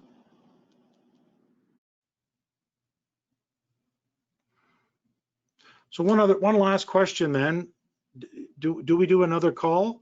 Or do we do one in another week or two? Is this useful to continue the dialogue, or people think they've got enough with the guidelines and what's up there in the discussion we've already had? I think, Alec, I think another call maybe on the 5th, perhaps, or the 4th, Okay. or even that week between the 7th and the 13th. That might be the best time. Also, I appreciated having it on a Thursday. Okay, good input. Alex, George Vale speaking. Barb and I are willing for another call, and we're both retired, although we're busy farming and stuff, retired such, but any day you pick, just let us know the day and the time. We'd be happy to have another meeting. Okay. Well, always happy to communicate with folks and to hear back from folks. So, of course, if we do it once we're past the 1st of September, we will have our bishop back. So that's a big piece. Laura, anything else on the chat line? There are a couple questions. Oh, Dale, you go ahead. Okay, so it's Dale Redding from St. John's, Sterling, and I agree. I think the first week of September, after the bishop's back, we should probably have a meeting there. And Thursday is better than Friday. Thank you.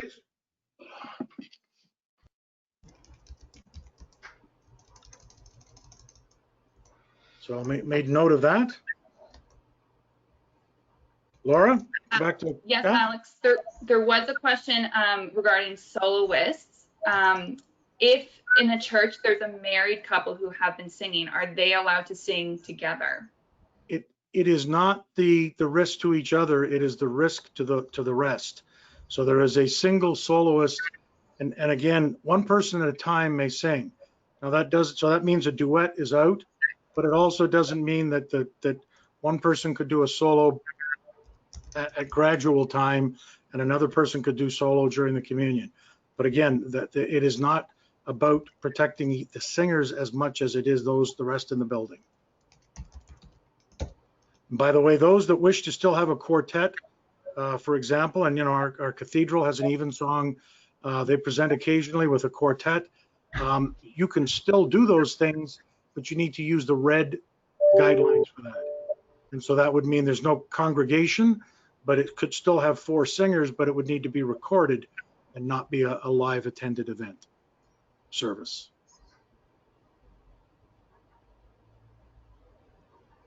Laura, anything else? There's 2 more. One is regarding funeral homes. Some funeral homes permit the speaker to remove the mask while speaking, while others not. Is there anything the diocese can encourage for priests in a funeral home? Always encourage you to wear a mask because you are protecting other people. And the BAO has its regulations. Different homes interpret parts of it differently, but I don't think you're ever going to hear anyone complain that you're wearing a mask in any circumstance. And whether that's in a funeral home, whether that's walking down the street or at a graveside, but I think wearing a mask for the protection of others is always best practice. That's clear. And the last question in the chat is regarding PPE and what churches should be providing for their employees to keep them safe. And so again, recommended that wherever there's a contact point. So for example, when you come back into our office, the front lobby will be open. There'll be a screen that you bring that we would get not a bell, but we get a notification from an auto sensor. There's somebody there. And there would be a screen, a plexiglass screen, which are now easy to get. Lowe's carries them, Amazon, I ordered the one for here. In terms of masks, it is not a requirement for the employer to provide it, but it is always good to provide masks to have them available if someone forgets one. And again, cleaning common areas, printers, bathrooms, kitchens, anything else that's handled by multiple people. I know in many church offices, the wardens will come in to do something and using pens and that kind of stuff from the administrator's desk. All those are the kinds of things you need to kind of be very cautious of. But absolutely providing sanitizer, providing clean surfaces, providing a barrier are all things that you should be providing. Alex, I asked a question in the chat room, but I don't think it went through maybe. Anyway, my question was obtaining a spray unit with sanitizer, like you see in supermarkets, sanitizing the carts and things, whether that would be a useful thing to have.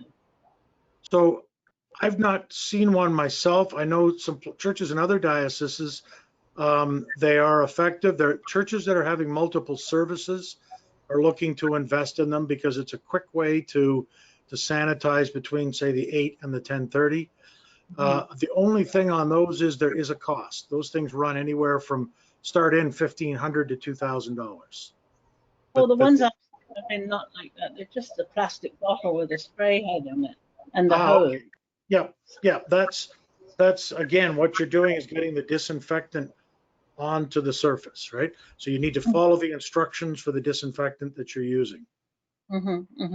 But you don't know through your supplier and who is carrying those at all. Well, the spray bottles that the kit that we talked about would come, the ready mix can come with a spray, a little sprayer that goes into the jug. Right. Okay. All right. Well, I'll make some inquiries. Thanks very much. On that topic, I purchased a couple of sprayers at Home Depot just last week. One was a 1 gallon, one was a 2 gallon. They ran $20-30 a piece, your basic spraying machine. And the 2 gallon is the one I've seen them using at places like Costco and Home Depot to disinfect their carts. Right. That was what I was looking for. Thanks very much. Yeah, the units I was talking about are more misters, I think, than sprayers. And that's what you see the guys in the suits wearing. But I like to think of it as the Ghostbusters backpack type of sprayer, right? Oh. So finally, Alex, yes. a few more questions have just come in. For churches who do not have pews, but they have fabric chairs, what should they be doing to maintain that they're disinfecting everything properly? Again, particular care always to handles and areas of touch. I would say that a spray disinfectant on the cloth side and again, that's more of a mist than a soaking it, but that would be the way to approach the fabric. But Alex, given that so many of our rural parishes, it's going to be a full week between the spaces used again, is that really essential that we disinfect, all the chairs?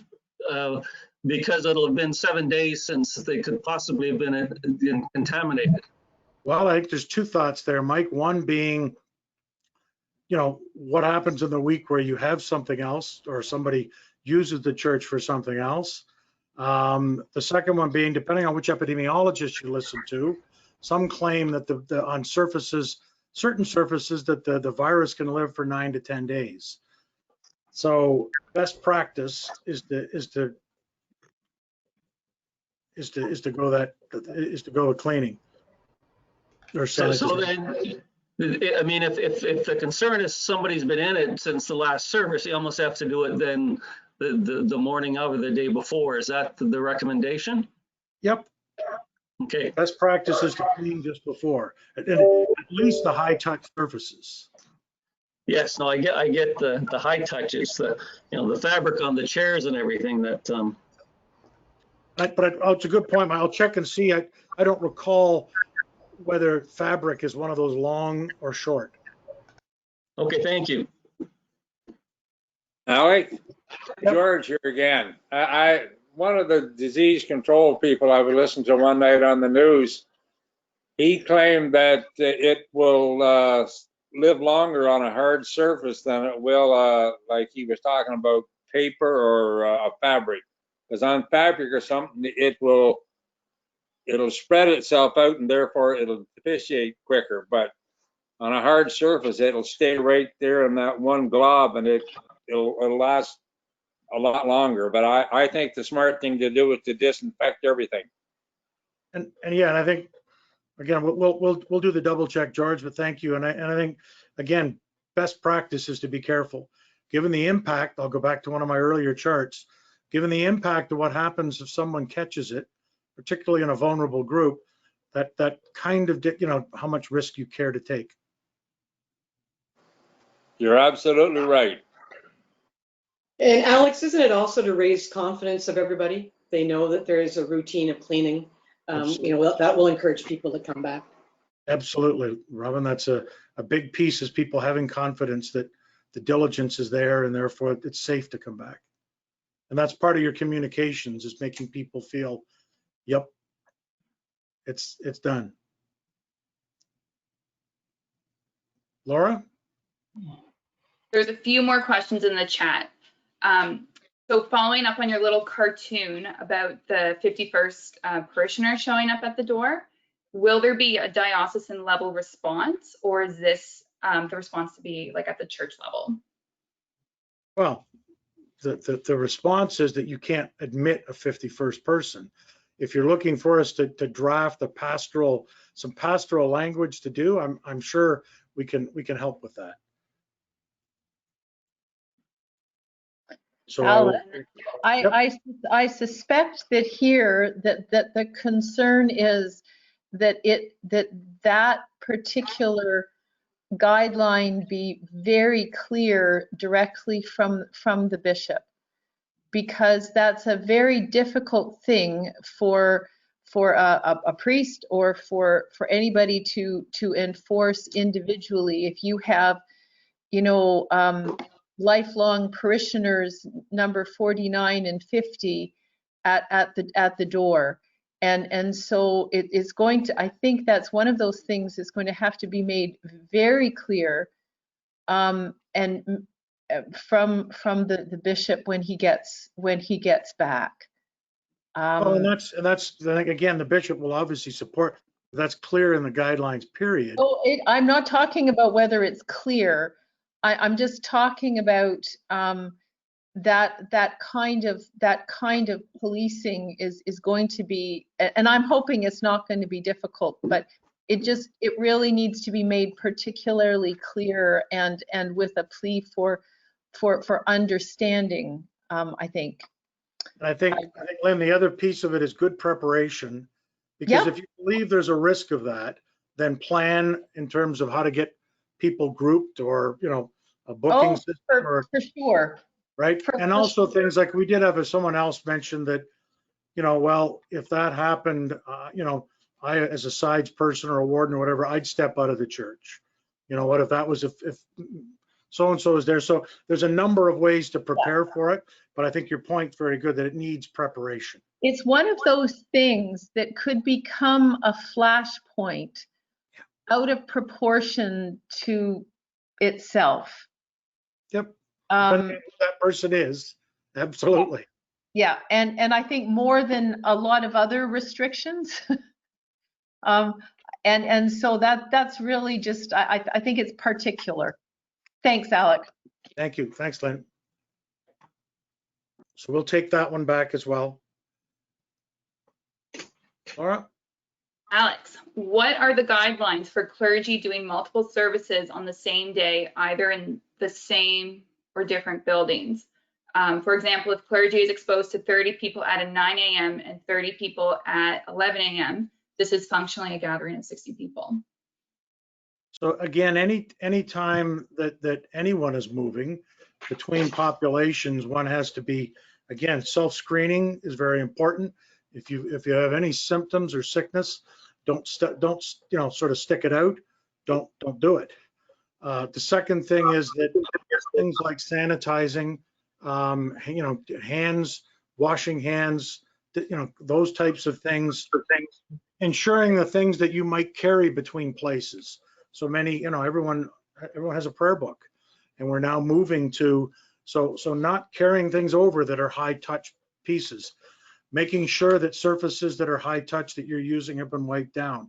So those are all ways that, in terms of moving between, whether it's buildings or even in pastoral care between people, to be very cautious with masks and those kinds of things, that you eliminate or minimize the chances for transference. Final thing is that, again, it's important that as we re-enter, this is stressful for all, including the clergy. And so again, self-care and caring for each other remains important amongst our clericuses as well. Alec, I think again, one of the points of that question, and I'm just reading into it, is not so much the measures taken for disinfecting and hand washing, but is in fact the individual exposure of the individual clergy person. That over the course of a Sunday, a clergy person who has multiple services could expose themselves to up to 200 or more than 200 people over the course of a Sunday. And so I'm wondering, I think I wasn't wondering, but I'm just, that question raises what that issue in terms of risk to individuals leading services. And certainly, you know, the simple math says if you're exposed to no one in a day, your risk is zero. Your risk, if you're exposed, so at the far end, if you're exposed to 200 people, you have a higher rate. But what we're doing is minimizing the risks. And so by taking and the wearing of masks, the priest maintaining social distance, other than the actual communication of the element, and hygiene and touch points and all those things, that's how the priest get the risk on the priest is minimized, as well as on the lay people. The reason I raised the question, Alex, is this is some of the feedback that we've gotten, because we do multiple services in multiple locations, and people are uncomfortable with us coming from another congregation, bringing, you know, and yes, we mitigate it as best we can with our hygiene practices, but we know nothing is perfect. And just wanted to see if anybody's looked into any precedents that has been set there, any epidemiologists who've given feedback on that. If I'm asymptomatic and I expose this group and I expose that group, that's now two big groups that have been exposed. And I don't know what our public health people have said about that. That'd be to me like a teacher. Healthcare workers, for example, I'll use that as an example. Early on, we said they couldn't go between long-term care facilities. So I'm just wondering if those same principles apply to clergy going between congregations. Do we have to change vestments, for example? Like we have to have a new set of vestments every time we go to a new place. I mean, we need more thought around it. Yeah. And I think, again, that there's nothing specific from the health units around it. But again, that's a piece that I think each community is going to make decisions around, because that may say that in the interest of safety for our priest and for our congregation, we're not going to worship on Sunday. We're going to worship on Wednesday, because we're not expecting our priests to do 3 services on a Sunday. I think that's the kind of level where adapting at the community level is part of that, how you balance the risks with the needs. And that may be part of what has to happen. That'll be a different decision in each place.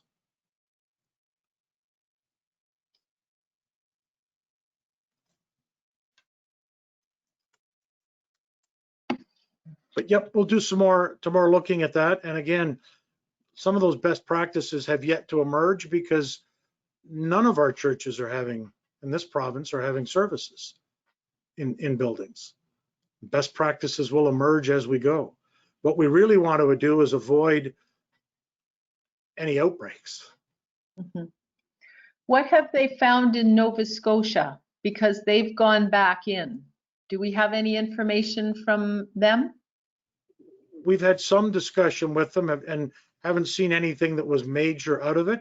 But again, we have, if you look at what the provincial plan is, we've got conversations with New West and Nova Scotia, a few places that have gone back in terms of some of the specific details.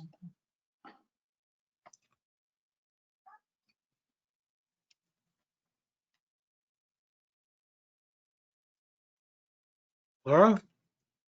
Alex, there's a question regarding the Eucharist, and the bishop will probably be the one to have the final say on this one.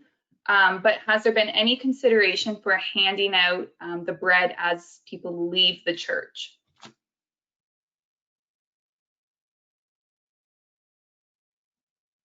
As they leave the church, I'm not.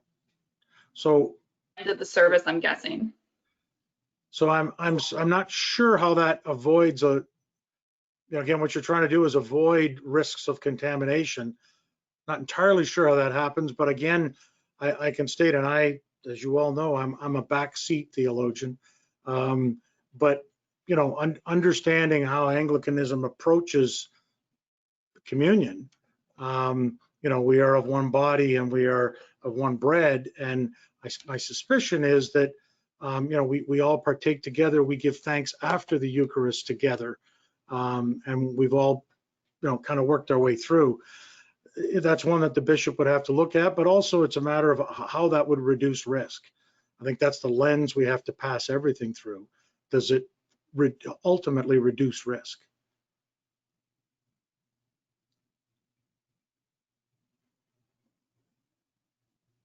Any other ones, Laura?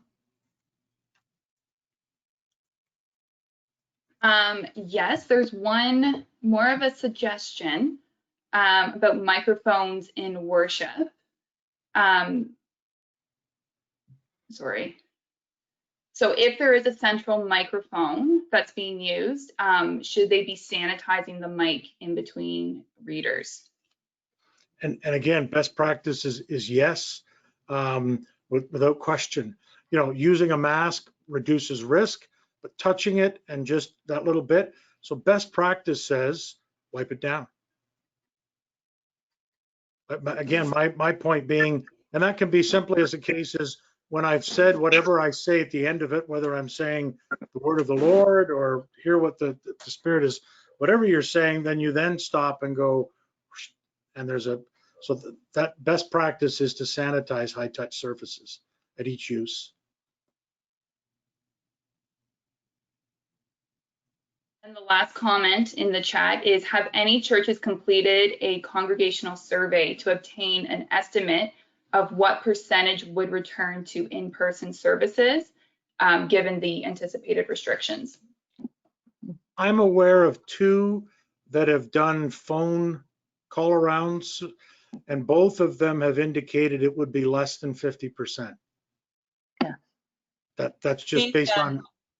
Oh, sorry, Alex. Yeah, we at All Saints South Grenville, we're a 3-point charge, and we've done a personal phone out survey as well to people, and it's startlingly high. Even among the vulnerable people, we have so far about 90% who do want to return to service. That's great. I mean, you're going to see a wide range. I know there's some churches that won't look to open until. There's some other individuals, a couple of churches that have said, we're going to wait. A lot of folks have said, we're going to wait and see.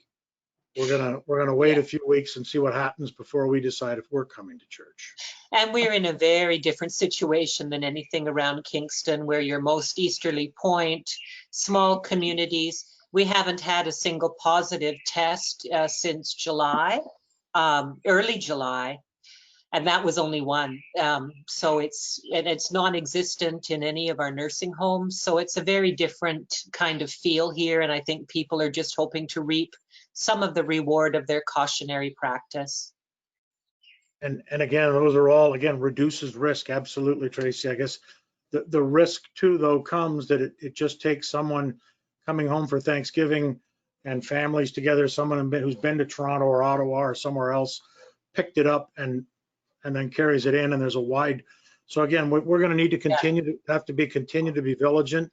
Yes. Sorry, but yep, and certainly we are in a much lower risk situation than other places. I mean, I on the call this morning talking in Huron Diocese, where they have some of the places in the agricultural areas where the migrant workers have been absolutely hit hard, and now it's moved into the Amish community. And some of the Amish folks have been hit very hard. So there's places in the province that are still hot spots. And of course, our goal is for us nowhere to be a hot spot.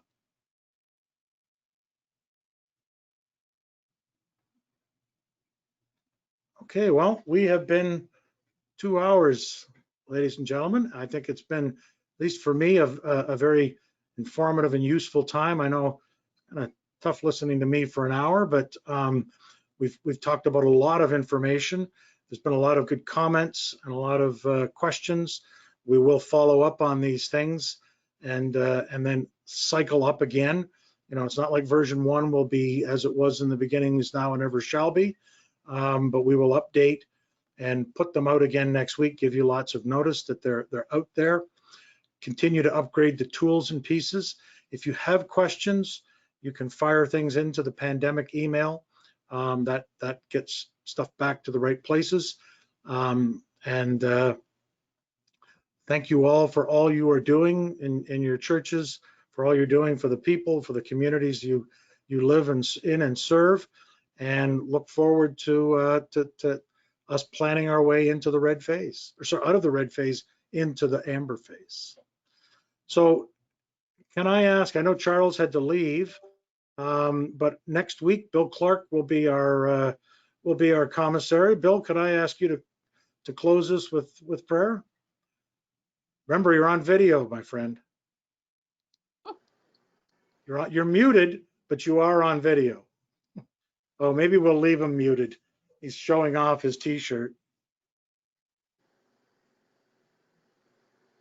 Still can't hear you, Bill. Anybody, is it just me, or can we all see Bill's lips moving but not hear his dulcet tones? Well, you may have an audio problem. So I think God has moved in a mysterious way to his shirts to step away from.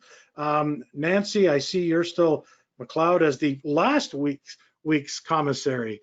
Can I ask you to come off mute and offer us a closing prayer? I will be happy to do that. The Lord be with you. And also with you. Also with you. Let us pray. Gracious God, we thank you for the promise of your Spirit with us in the midst of whatever may come before us. Thank you for this time together to openly discuss what you are calling us to do, to offer our worship and to do it in a way that attends to the spiritual, the physical, the mental, the whole needs of the people of our parish, to enable us to continue our ministry and our mission. Help us all to thoroughly digest this plan, to provide our best feedback, and those who are finalizing it to do their very best in bringing it together for the good of all, and give us grace and courage and wisdom in following the best path forward in this time. We pray all this in Jesus' name and in the power of the Holy Spirit. Amen. Amen. Thank you, folks. We'll send out notice for another meeting, and keep your eye on the hub. We'll send out notice when it's updated to 1.0. Thanks for your attention and care, and we'll talk to you again. Thank you, Alex. That was a great meeting. Thanks, Alec.